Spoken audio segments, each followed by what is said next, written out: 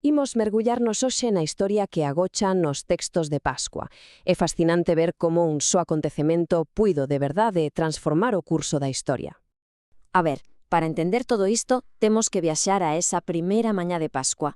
Imaginemos a escena, hai drama, hai moitísima confusión, e no medio de todo, escoitamos as palabras desesperadas de María Madalena. Todo, absolutamente todo, comeza con unha ausencia, con unha perda. E aquí é onde a cousa se pon interesante. Porque que pasaría se o que ocorreu non foi un simple roubo? E se ese sepulcro valeu agochase algo máis? Unha transformación? Esa é a pregunta clave que vai guiar toda a nosa análise. Pasamos de ver unha simple ausencia a intuir un acontecemento con consecuencias, inimaxinables. Moi ben, pois imos ao lío. Comecemos polo principio, como nunha investigación. Cales foron as primeiras pistas que se atoparon na escena do crime, por así decilo? Para iso, temos que ir ao que nos conta o Evanxelio de Xoán. Entón chegan Pedro e Xoán ao sepulcro, e ollo, non atopan só unha tumba baleira, o que ven é moito máis extraño. Hai detalles que non cadran para nada cun roubo. Os lenzos cos que envolverán o corpo están ali, pousados no chan, pero o corpo non. E non só iso, o sudario que cubrira a cabeza está enrolado e apartado. Moi raro, non si? E aquí ven unha clave fundamental. Pensemos nisto por un momento. Non hai moito Xesús resucitar a Lázaro. Pero como saiu Lázaro da tumba? Pois saiu atado, cos lenzos aínda postos, necesitando que o axudasen a liberarse. En cambio, aquí os lenzos están abandonados. É como se a persoa que estaba dentro simplemente os atravesase, como se marchase por sí mesma, cun corpo xa non suxeito ás mesmas leis. Un corpo transformado. E claro, un acontecemento como este non queda aí. Foi como unha pedra lanzada a un estanque. As ondas expansivas cambiárono absolutamente todo. E o primeiro que cambiou, e de que maneira, foi a quen iba dirixida a nova mensaxe. A primeira gran consecuencia vémola moi pronto, nos Feitos dos Apóstolos. E é unha escena potentísima. Temos a Pedro, un xudeu devoto para quen certas normas eran sagradas, e de súbito entra na casa dun centurión romano, un tal Cornelio. Hoxe, quizáis non nos pareza para tanto, pero daquela, eso era algo absolutamente impensable. Estaba prohibido. E todo este cambio radical resúmese nunha soa palabra que Pedro usa no seu discurso. Unha palabra grega, pas, que significa todo aquel, calquera.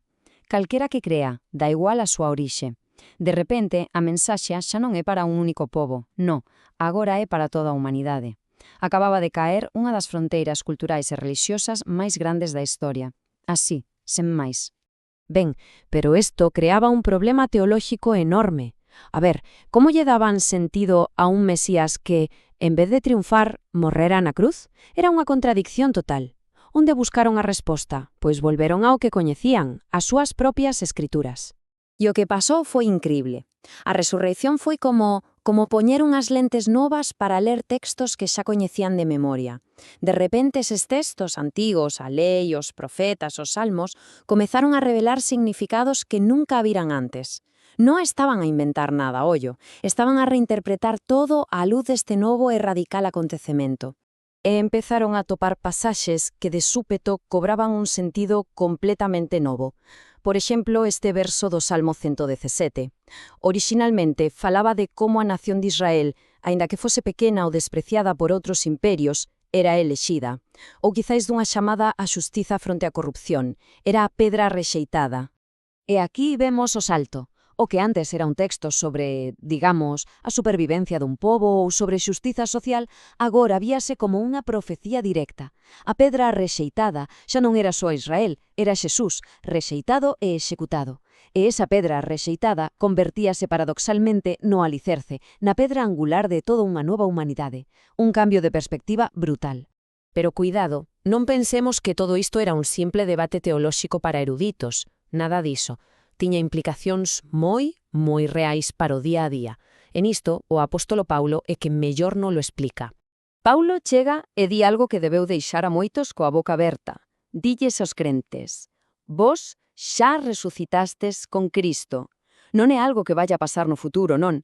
É algo que xa aconteceu.